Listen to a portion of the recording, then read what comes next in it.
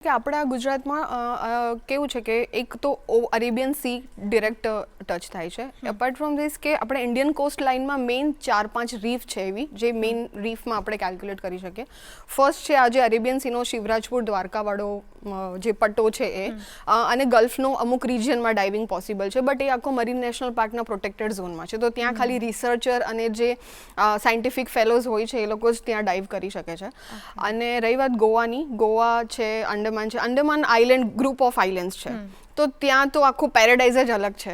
એને આપણે મેઇનલેન્ડથી કમ્પેર કરી જ નથી શકવાના, બિકોઝ એ જે 400+ જેટલા પણ આઇલેન્ડ્સ છે એ બધા જ એક પોલ્યુશનથી દૂર છે, એકદમ પ્રિસ્ટાઇન અને પેરેડાઇઝ જેવું ફિલિંગ આવે, like you are in the foreign country or somewhere. તો એનું એક અલગ ઝોન છે. લક્ષદ્વીપનું પણ સેમ એવું જ છે કે આઇલેન્ડ ગ્રુપ ઓફ આઇલેન્ડ્સ છે.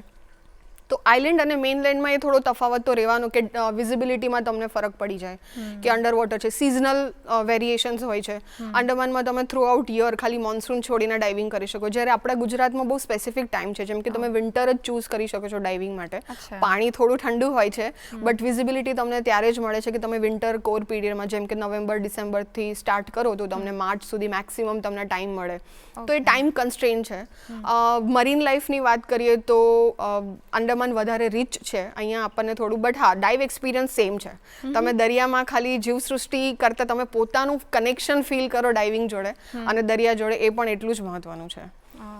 તો આ બધી વસ્તુ છે જે અલગ કરે છે. ઇવન ગોવાનું પણ સેમ છે, એમાં બી સિઝનલ વેરિએશન્સ હોય છે કે ક્યારેક પાણી ખરાબ, ટાઈડ, આ બધા જે સુનામી આવી જાય છે, બધા સાયક્લોન્સ આવે છે, તો આ બધા ઇફેક્ટ કરે છે. અત્યારની કન્ડિશન થોડી ચેન્જ થઈ રહી છે, બટ હા comparatively Andaman Lakshadweep it's more beautiful than Goa, Gujarat. પણ તો બી ગુજરાત છે તો શિવરાજપુર છે, તો દ્વારકા શિવરાજપુર તો વિઝિટ કરીને એક વખત તો ડાઇવિંગ એન્જોય કરવું જ જોઈએ સ્ટેટ લેવલ પર.